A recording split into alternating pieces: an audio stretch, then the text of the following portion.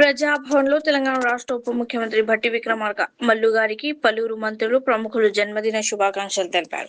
శుభాకాంక్షలు తెలిపిన వారిలో మంత్రులు ఉత్తమ్ కుమార్ రెడ్డి గారు, దుద్దిల శ్రీధర్ బాబు, తుమ్మల నాగేశ్వరరావు గారు, పొన్నం ప్రభాకర్ గారు, రైతు కమిషన్ చైర్మన్ కోదండం రెడ్డి గారు, సీడ్స్ కార్పొరేషన్ చైర్మన్ అన్వేష్ రెడ్డిలతో పాటు finance principal secretary Sandeep Kumar Sultania, agriculture principal secretary Surender Mohan తదితరులు ఉన్నారు.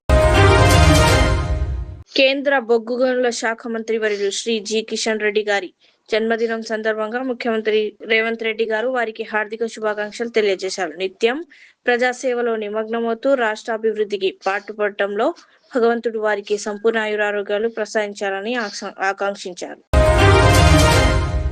ఆటోలపై అమెరికా జెండాలు చించివేసిన డ్రైవర్లు. ఓమన్ తీరంలో నౌకలపై జరిగిన దాడుల్లో 3 భారతీయులు మరణించడానికి అమెరికానే కారణమనే వార్తల నేపథ్యంలో ఢిల్లీలో తీవ్ర నిరసనలు వ్యక్తమయ్యాయి. యుఎస్ స్వాతంత్ర దినోత్సవ ప్రచారంలో భాగంగా ఢిల్లీలోని అమెరికా ఎంబసీ పలు ఆటోలపై ట్రంప్ యుఎస్ జెండాల పోస్టర్లను ఏర్పాటు చేసింది. అయితే ఆగ్రహం వ్యక్తం చేసిన స్థానిక ఆటో డ్రైవర్లు ఆ వాహనాలను అడ్డుకుని ఆ పోస్టర్లను చింపేసి తమ నిరసనను తెలిపారు. फाड़ा इधर कहाँ का लगा रखा है बहन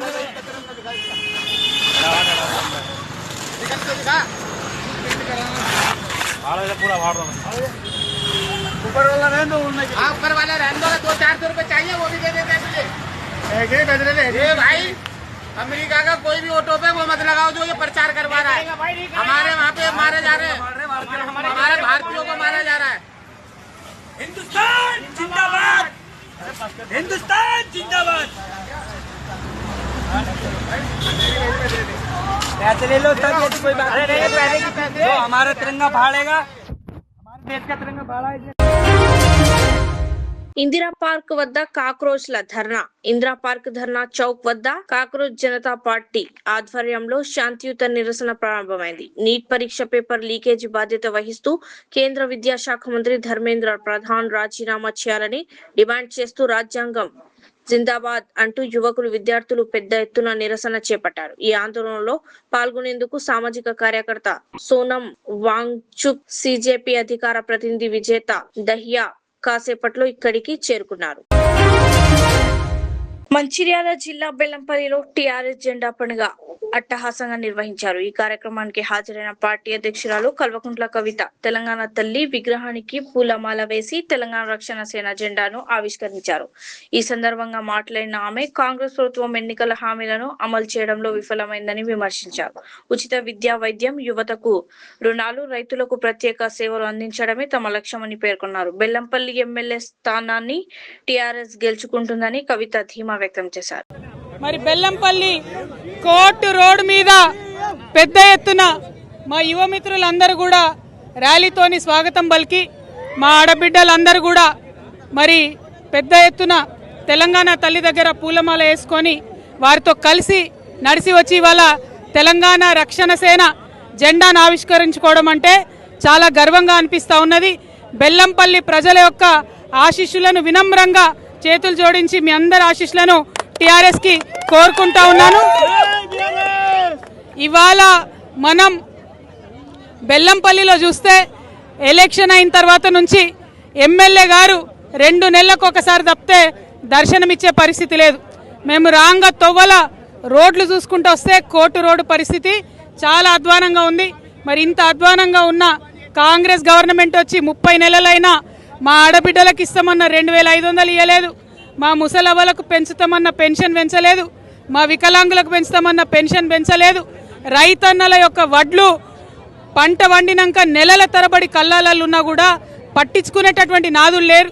మరి ఇటువంటి కర్కోటకపు కాంగ్రెస్ ప్రభుత్వం నడుస్తూ ఉంది కాబట్టి ఖచ్చితంగా మన ఇంటి పార్టీ, తెలంగాణ ప్రాంత అస్తిత్వాన్ని పరిరక్షించేటటువంటి పార్టీ, తెలంగాణ యువతీ యువకుల పక్షాన నిలబడే పార్టీ, తెలంగాణ ఉద్యమకారుల పక్షాన నిలబడే పార్టీ తెలంగాణ రక్షణ సేనగా మీ ముందుకొచ్చింది.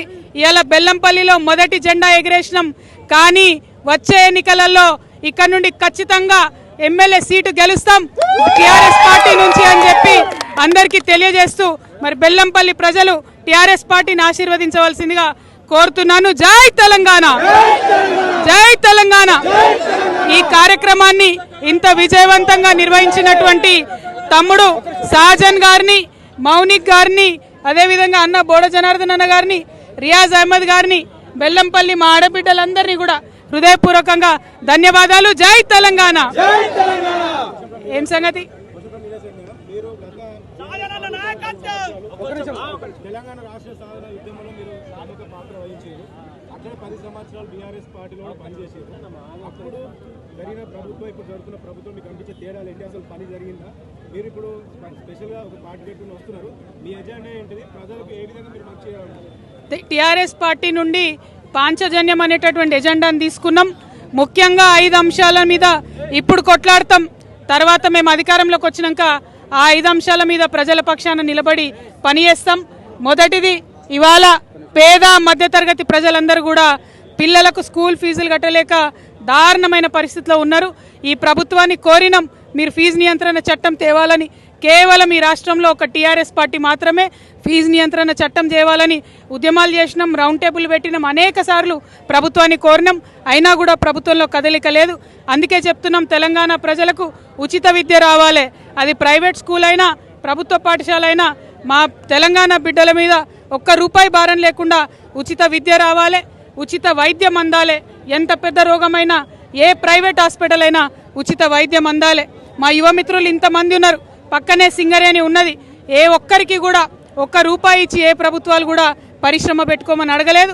టీఆర్ఎస్ పార్టీ వచ్చిన తర్వాత 2 లక్షల నుంచి 20 కోట్ల వరకు కూడా యువమిత్రులందరికీ లోన్లు ఇచ్చి మీరు పరిశ్రమలు పెట్టుకునేలాగా చేస్తాం. ఉద్యోగాల కోసం ప్రయత్నం చేస్తాం. అదేవిధంగా ఇలా రైతన్నలు చాలామంది ఉన్నారు బెల్లంపల్లి ప్రాంతంలో. వడ్లు కల్లాల నుంచి పోకపోతే ఎక్కడ అడిగినా ఎవరు చెప్పే నాదుడు లేదు. కానీ టీఆర్ఎస్ పార్టీ అధికారంలోకి వచ్చినాక ప్రతి ఆఫీస్లో సపరేట్ బల్లా కుర్చీ వేసి రైతుల కౌంటర్ పెడతాం. అది ఎంఆర్ఓ ఆఫీస్ కావచ్చు, కలెక్టర్ ఆఫీస్ కావచ్చు, ఏ ప్రభుత్వ ఆఫీస్ అయినా సరే వారికి అధికారం ఇస్తాం. అన్నిటికన్నా ముఖ్యంగా సామాజిక న్యాయాన్ని మా తొలిమెట్టుగా తీసుకొని ముందుకు వెళ్తా ఉన్నాం. తప్పకుండా సామాజిక న్యాయ తెలంగాణ సాధించడానికి ముందుకెళ్తాం. Thank you. జై తెలంగాణ. జై తెలంగాణ. చిన్నారి మిస్సింగ్ రంగంలోకి ఎన్డీఆర్ఎఫ్. కాకినాడ జిల్లా తునిలో అదృశ్యమైన 2 ఏళ్ల చిన్నారి జ్ఞానేశ్వరి ఆచూకీ కోసం ఎన్డీఆర్ఎఫ్ బృందాలు రంగంలోకి దిగాయి. ఎస్డీఆర్ఎఫ్ అటవీ శాఖ సిబ్బందితో కలిసి అధునాత డ్రోన్ల సాయంతో అటవీ ప్రాంతాన్ని జల్లెడపడుతున్నారు. ఈ ఘటనపై నిన్న డిప్యూటీ సీఎం పవన్ కళ్యాణ్, తాజాగా హోంమంత్రి అనిత జిల్లా ఎస్పీతో ఫోన్ లో మాట్లాడి గాలింపు చర్యలను సమీక్షించారు. అలాగే కేసులో కీలకంగా ఉండి మృతి చెందిన పెంపుడు కుక్కకు ఇవాళ పోస్ట్ మార్టం నిర్వహించనున్నారు. మ్యాచ్ మధ్యలో గొడవ. Mumbai T20 league 2026 final match లో మురఠా రాయల్స్, ఏఆర్సీఎస్ అంధేరి ఆటగాళ్ల మధ్య తీవ్ర ఘర్షణ జరిగింది. అంధేరి బ్యాటర్ గౌరవ్ జాతర్ LBW గా ఓటయ్యాక మురఠా రాయల్స్ ఆటగాళ్లు అత్యంత ఆగ్రహంతో సెలబ్రేషన్స్ చేసుకున్నారు. దీనిపై గౌరవ్ అభ్యంతరం వ్యక్తం చేశాడు. దీంతో మురఠా ఫాస్ట్ బౌలర్ తుషార్ దేశపాండే, గౌరవ్ల మధ్య మైదానంలోనే తీవ్ర వాగ్వాదం చోటు చేసుకుంది. కాగా ఈ మ్యాచ్ లో మురఠా రాయల్స్ 8 పరుగులతో విజయం సాధించింది. బీహార్ లో తీవ్ర ఉద్రిక్తత. బీహార్ పోలీస్ రిక్రూట్మెంట్ పరీక్షకు హాజరవుతున్న అభ్యర్థులకు తీవ్ర ఇబ్బందులు ఎదురయ్యాయి. నగరాల్లోని పరీక్షా కేంద్రాలకు చేరుకోవడానికి సరైన రవాణా సదుపాయాలు లేకపోవడంతో వేలాది మంది నిరుద్యోగులు పాట్లీపుత్ర రైల్వే స్టేషన్ లో ఆందోళనకు దిగారు. అధికారులు ఇంతకీ స్పందించకపోవడంతో ఆగ్రహం చెందిన అభ్యర్థులు రైళ్లపై రాళ్లు రువ్వారు. దీంతో ఉద్రిక్తత నెలకొనగా వందలాది మంది పోలీసులు అక్కడికి చేరుకుని అభ్యర్థులపై లాఠీ చార్జ్ చేసి పరిస్థితిని అదుపులోకి తెచ్చారు. మాన్సూన్ నేపథ్యంలో వర్షాలు, ప్రకృతి విపత్తులపై సీఎం రేవంత్ రెడ్డి ఉన్నత స్థాయి సమీక్ష. అధికారులకు కీలక ఆదేశాలు జారీ. వరదలు, అత్యవసర పరిస్థితులను సమర్థవంతంగా ఎదుర్కొనేందుకు అన్ని శాఖలు సమన్వయంతో పనిచేయాలని సూచన.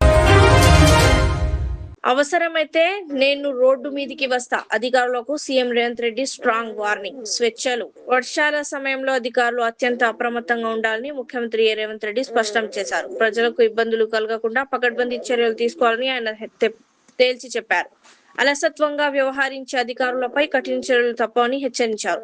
వర్షాకాల సన్నద్ధతపై ముఖ్యమంత్రి రేవంత్ రెడ్డి MCR HRDలోని బోధి పెవిలియన్ లో ఉన్నతాధికారులతో సమీక్షా సమావేశం నిర్వహించారు. రాజ్యసభ సభ్యుడు వేం నరేందర్ రెడ్డి, ప్రభుత్వ సలహాదారు సుదర్శన్ రెడ్డి, ప్రభుత్వ ప్రధాన కార్యదర్శి రామకృష్ణారావు, డీజీపీ సివి ఆనంద్ తో పాటు ఇరిగేషన్, మున్సిపల్ అడ్మినిస్ట్రేషన్, వైద్య ఆరోగ్య శాఖ, పోలీస్ శాఖ, వ్యవసాయ శాఖ, వాతావరణ శాఖల ఉన్నతాధికారులు సమావేశంలో పాల్గొన్నారు. జూన్ 9న కోర్ అర్బన్ రీజియన్ లో వర్షం కారణంగా ఏర్పడిన పరిస్థితులపై ముఖ్యమంత్రి ఆరా తీశారు. సైబరాబాద్ తో పాటు అనేక ప్రాంతాల్లో ట్రాఫిక్ జామ్ కావడంతో నగరవాసులు ఇబ్బందులు పడటంపై ఆగ్రహం వ్యక్తం చేశారు. వాతావరణ శాఖ హెచ్చరికలు జారీ చేసినప్పటికీ మున్సిపల్ పోలీసు, ట్రాఫిక్ సిబ్బంది అప్రమత్తం కాలేదన్నారు. ప్రపంచాన్ని ఇన్నాళ్లు వణికించిన గల్ఫ్ ఉద్రిక్తతలకు తెరపడింది. ఎప్పుడేం జరుగుతోందన్న యుద్ధ భయాల మధ్య అమెరికా, ఇరాన్ దేశాలు ఊహించని విధంగా శాంతి చేతులు చాచాయి. ఇరు దేశాల మధ్య శాంతి ఒప్పందం కుదిరినట్లు అధికారిక ప్రకటనలు వెలువడడంతో అంతర్జాతీయ సమాజం ఒక్కసారిగా ఊపిరి పీల్చుకుంది. అమెరికాతో యుద్ధాన్ని ముగించేందుకు అధికారికంగా ఒప్పందం కుదిరిందని ఇరాన్ డిప్యూటీ విదేశీ మంత్రి ఖరీబాబాదీ సంచలన ప్రకటన చేశారు. ఈ చారిత్రాత్మక ఒప్పందంపై ఈ నెల 19వ తేదీన స్విట్జర్లాండ్ వేదికగా ఇరు దేశాలు సంతకాలు చేస్తున్నాయి. తుది ఒప్పందానికి పూర్తి రూపం ఇచ్చేందుకు మరో 60 రోజుల పాటు ఇరు దేశాల ప్రతినిధుల మధ్య చర్చలు కొనసాగుతాయని ఆయన వెల్లడించారు. ఈ ఒప్పందం తక్షణమే అమల్లోకి వస్తుందని, లెబనాన్ సహా ఇతర ప్రాంతాల్లో సాగుతున్న మిలిటరీ ఆపరేషన్లను తక్షణమే నిలిపివేస్తున్నట్లు ఇరాన్ ప్రకటించింది. ఒప్పందం కుదిరినంత మాత్రాన శత్రువును గుడ్డిగా నమ్మేసినట్లు కాదని ఖరీబాబాదీ అమెరికాకు గట్టి హెచ్చరికనే పంపించారు. ఒప్పందం అయితే చేసుకున్నాం, కానీ అమెరికా తన హామీలకు ఎంతవరకు కట్టుబడి ఉందో అనేది మేము నిరంతరం పర్యవేక్షిస్తూనే ఉంటామని ఇరాన్ డిప్యూటీ విదేశీ మంత్రి ఖరీబాబాదీ తెలిపారు.